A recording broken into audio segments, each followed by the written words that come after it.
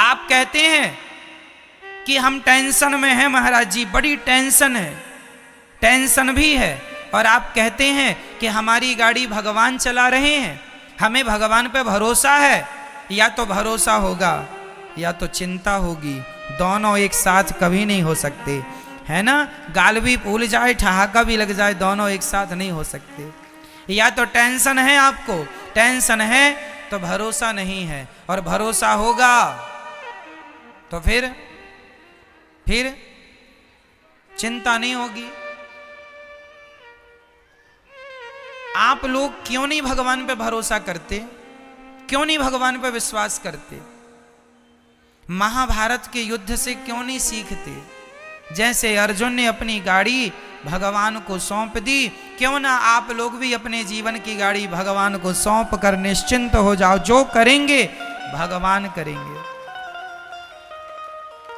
मारने वाला है भगवान, बचाने वाला है भगवान। मारेगा भी वही, बचाएगा भी वही, भूखा भी वही रखेगा और पेट भर खवाएगा भी वही।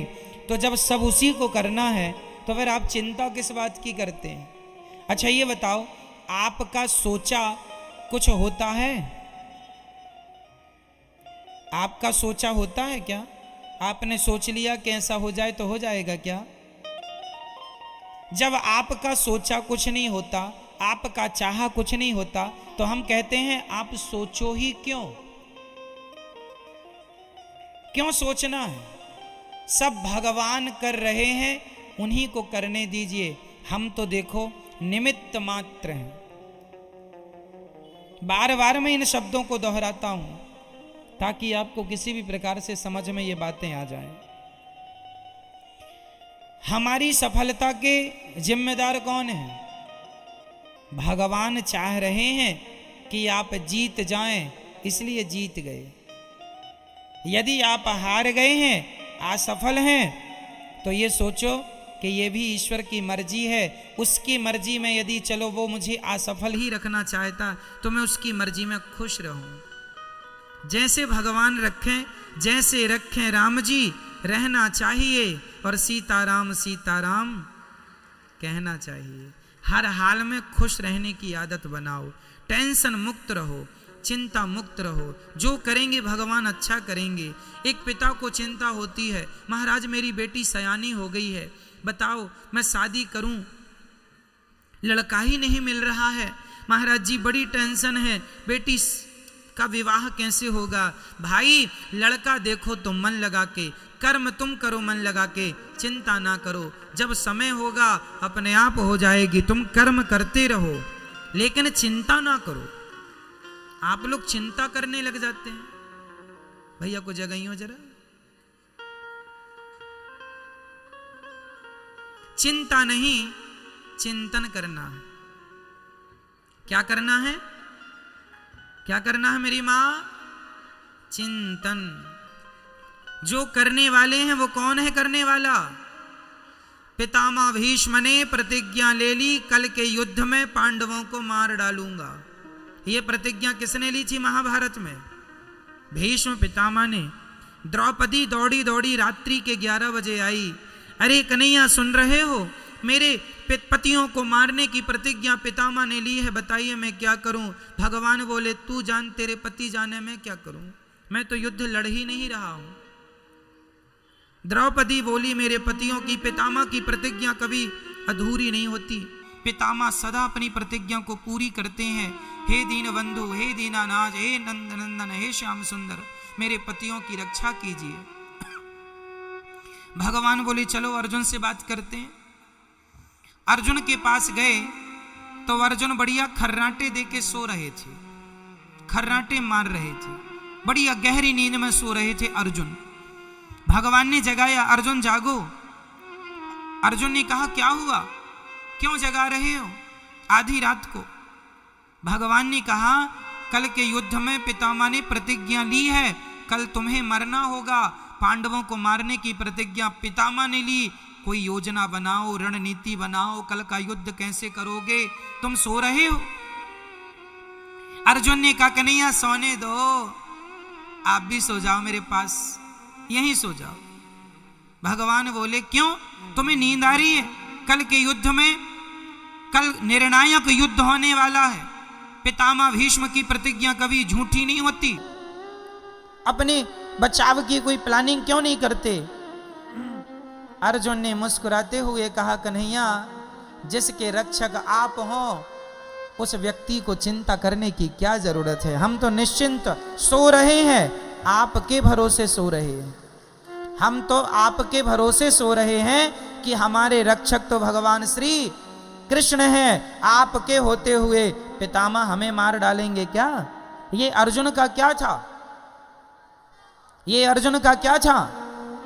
देखो, जहां विश्वास पुष्ट है, जहां विश्वास अधिक है, क्या वहां चिंता है? और जहां चिंता है मतलब वहां विश्वास। तो आप में से कितने लोगों को भगवान पर विश्वास है?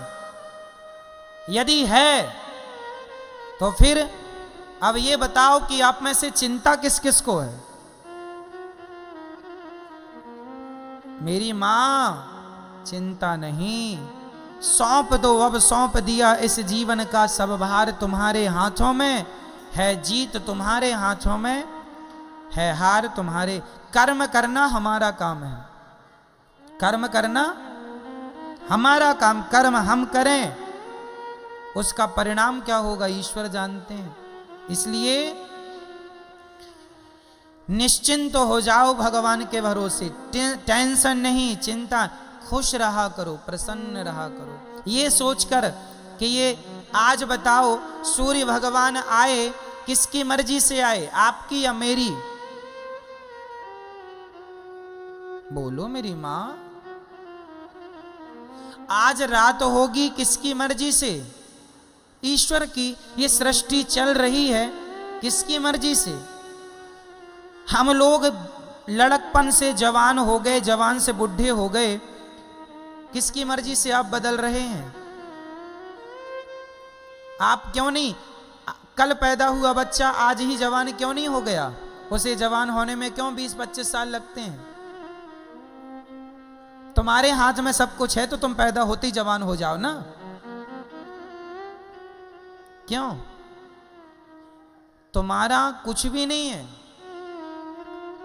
तुम्हारी ग्रोथ जो दिन दिन होती है वो तुम्हारी मर्जी से नहीं होती, ईश्वर की मर्जी से होती है। इसलिए सब ईश्वर के अधीन है। भगवान का चिंतन करना सीखो, भगवान पर विश्वास करना सीखो, भगवान के चरणों में आत्मसमर्पण करना सीखो। जब आप समर्पण कर देंगे तो आपकी गाड़ी भगवान ही चलाएंगे, उनके भरोसे खुश रहा करो बस।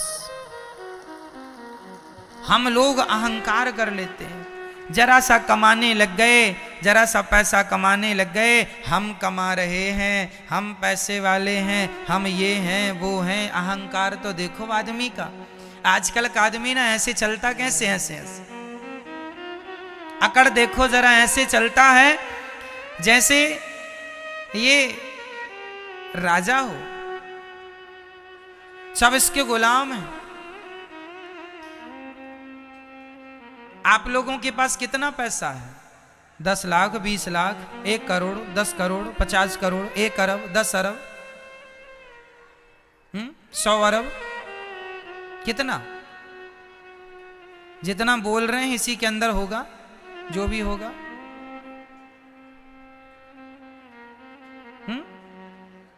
मेरी मां,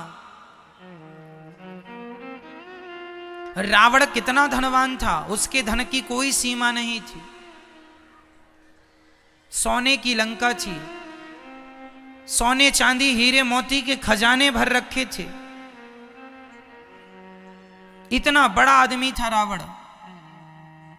पूछो जरा, कहां गई तुम्हारी वो लंका? रावण भैया, कहां गई तुम्हारी वो शान? कहां गई तुम्हारी वो अकड़? कहां गया तुम्हारा वो अहंकार? अहंकार रावण जैसों का ना टिका मेरी मां।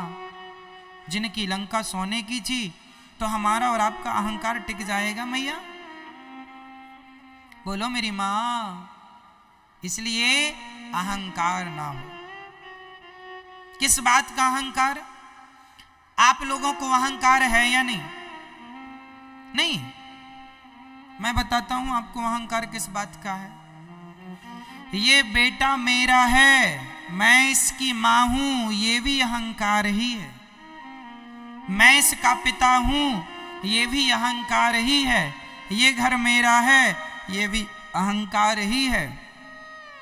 मैंने तुम्हें रोटी दी, ये भी अहंकार ही है। मैं ना होता तो तुम मर जाते, ये भी अहंकार ही है। इसलिए इन शब्दों का प्रयोग कभी नहीं करना चाहिए। जो बेटा आपका है, बेटी है, पति है, पत्नी है, घर है, गाड़ी है, पैसा है, ये मेरा है ऐसा ना कहा करो। ये सब कुछ भगवान का है। ईश्वर ने हमें केवल जिम्मेदारी दी है संभालने की, हम संभाल रहे हैं बस।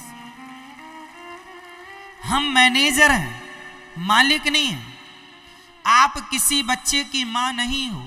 ये जो आपका बेटा है, ये आपका बेटा है ना मेरी मां। आप कहती हो ये बेटा मेरा है, तुम केवल इसलिए तो कहती हो मेरा बेटा क्योंकि तुमने 9 महीने गर्भ में रखा है।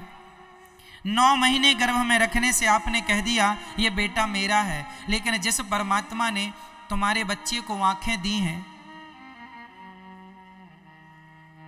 आंखों की कीमत जानते हो बाजार में कितनी होगी? आंखों के इलाज में करोड़ों रुपए लग जाते हैं। जिनके इलाज में करोड़ों लग रहे हैं उन आंखों की कीमत क्या होगी? ये अनमोल रतन है।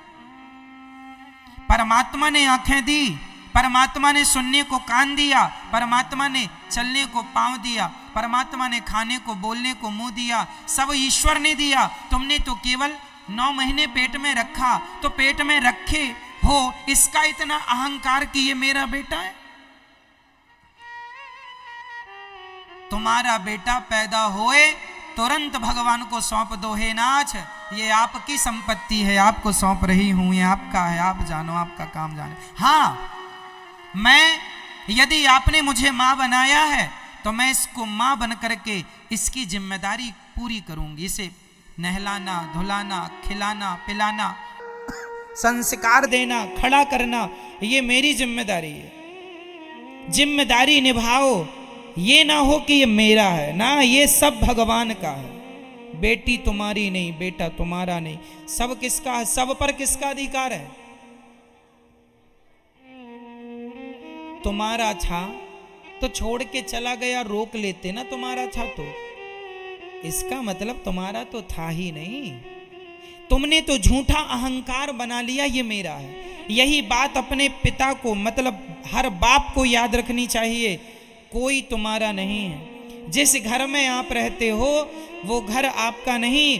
भाव ये बना के चलो कि वो घर भगवान का है। संपत्ति सब रघुपति के यहाँ, सब भगवान का है। तो फिर हम कौन हैं? हम तो भगवान के घर में किराएदार हैं, हम ईश्वर के किराएदार हैं। ये भावनाएं बन जाएं तो आप अपने घर में नहीं, आप स्वर्ग में रहेंगे, ऐसा आपको लगने लगेगा। हमारा घर स्वर्ग है। भगवत भाव से रहना सीखो तो सही। आजकल आदमी, अच्छा ये बताओ, बैंक का मैनेजर जो होता है, बैंक में यदि 1000 करोड़ रुपए रखा है तो बताइए क्या वो पैसा मैनेजर का है? बोलो मेरी मां। नहीं, वो पैसा मैनेजर का नहीं है, पर देख रेख किसकी है? देख रेख मैनेजर की है। हिसाब किताब करेगा कौन? मैनेजर। देख रेख मैनेजर की है। मैनेजर बैंक में मैनेजमेंट के लिए होता है। मैनेजर मालिक नहीं है, मालिक तो गवर्नमेंट है बैंक की। मैनेजर केवल वो मैनेजर लाखों लेता है, लाखों देता है, लेकिन लाखों लेने में और लाखों देने में उसका कुछ भी नहीं।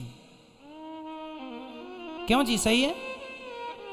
वो एक मैनेजमेंट के लिए है, उसका नहीं है, पर काम वही करता है। उसी प्रकार तुम्हारे घर में जो तुम्हारा बेटा बेटी, पति पत्नी, घर द्वार, फैक्ट्री, मकान, दुकान जो है, सब कुछ भगवान का है। पर तुम मैनेजर बनके तुम मैनेजमेंट करो, तुम संभालो, जिम्मेदारी तुम निभाओ। जैसे बैंक का मैनेजर बैंक को संभालता है, लेकिन वो ये नहीं कहता कि ये बैंक मेरी है, वो ये नहीं कहता कि ये बैंक। उसी तरह आप ये ना कहो कि ये पत्नी, ये पति, ये परिवार मेरा है, ये कहो कि ये सब भगवान का है।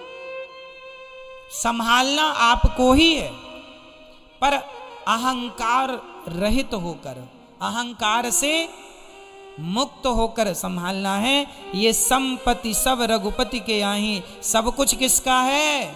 अरे और तो सब ठीक है, पति पत्नी बेटा बेटी, ये शरीर भी तुम्हारी प्रॉपर्टी नहीं है। आज हमारी एक किडनी कितने की होगी बाजार में बताओ? यदि आप अपनी किडनी बेचेंगी मेरी मां, कम से कम 50 लाख रुपए में बिक जाएगी। हाँ या ना? हाँ या ना? आपकी एक किडनी 50 लाख में बिक सकती है, तो दोनों 1 करोड़ की हो गई। चलो आपकी एक आंख यदि आप बेचना चाहें तो कितने की बिकेगी? बोलो मेरी मां, आपकी एक आंख की कीमत क्या है जरा बताओ मुझे। कम से कम 1 करोड़ मिल जाएंगे आपको एक आंख के। 2 आंख मतलब 2 करोड़। ऐसे शरीर के सारे पार्ट्स आप बेचने लग जाएंगे तो आप करोड़पति बन जाएंगे पल भर में। तो ये जो करोड़ों की प्रॉपर्टी है आपकी, शरीर रूपी प्रॉपर्टी, सच्ची बताना क्या ये प्रॉपर्टी भी आपकी है? नहीं, शरीर हमारा धन है, लेकिन ये मेरा नहीं है। अपने आप को सदा सबसे अलग रखना, हम बिल्कुल अहंकार शून्य हो। हमें कैसा होना है मेरी मां? अहंकार, जोर से बोलो मेरी मां, अहंकार, अहंकार शून्य, अहंकार रहित होना है। रही बात हमारी कि हम कौन हैं, तो हमारी असलियत लोग नहीं जानते। आप लोग अपनी असलियत नहीं जानते। आपको पता है आपकी असली औकात क्या है?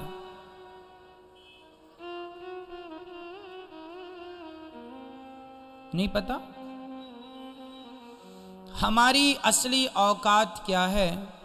छोटे मुंह बड़ी बातें हैं, बुरा ना मानना मेरी बातों का, लेकिन मैं आपको आपकी औकात दिखाऊंगा। हम सबकी असली औकात क्या है? जो हम लोग बड़ी बड़ी बातें करते हैं, बड़ी बड़ी गाड़ियों में, बड़े बड़े महंगे महंगे गद्दों में लोग सोते हैं, बड़े बड़े बंगलों में लोग रहते हैं। ठीक है, आप बड़े बंगले में, बड़ी गाड़ी में, बड़े आलीशान जिंदगी जी रहे हैं, लेकिन कब तक? एक दिन आपको इन बंगलों से, इन गाड़ियों से उतर कर एक दिन अंत में एक लकड़ी की सैया पर सोना पड़ेगा। लकड़ी का बिस्तर होगा जिसे चिता कहते हैं। सही कह रहा हूं क्या मैं? हम लोग, सब लोग, चाहे अमीर हो चाहे गरीब हो, एक दिन हमारा अंतिम बिस्तर कौन है? बोलो मेरी मां, हम सब का आखिरी बिस्तर क्या है? चिता। एक दिन हम चिता पर जाएंगे और हमारे अपने आग लगाएंगे और हम धू धू करके जल जाएंगे, और जलने के बाद रह जाएगी तो केवल राख रह जाएगी, आपकी और हमारी। कहां चला गया तुम्हारा वो अहंकार? कहां गया तुम्हारा वो घमंड? मेरी गाड़ी, मेरा बंगला, मुझे जानता नहीं मैं कौन हूं? जानता हूं साहब, आज नहीं कल मुट्ठी भर राख बन जाओगे, फूंक मारने से उड़ जाओगे। ये आपकी और हमारी अंतिम औकात यही है कि हम मुट्ठी भर राख हैं, फूंक मारने से उड़ जाएंगे। आज कर लो तुम बड़ी बड़ी बातें, कर लो खूब घमंड, मैं ये हूं, मैं वो हूं, मुझे नहीं जानते, मेरी पहचान ऊपर तक है, ऐसा लोग कहते हैं। ठीक है साहब, बना लो पहचान ऊपर तक, वो सारे ऊपर वाले हवा में उड़ रहे हैं राख बन के, तुम उन्हीं के भरोसे हो ना। इसलिए हमारी असली औकात हमारी मुट्ठी भर राख बनना है। इसलिए हम अहंकार ना करें, शांति से जीवन जिएं। थोड़ा अपमान हो सह लो, थोड़ा सम्मान हो मस्त रहो, खुश रहो, ना अपमान में उलझो ना सम्मान में उलझो, भगवत चिंतन करते रहो। श्रीमन्नारायण चरणौ शरणम शरणम प्रपद्ये। श्री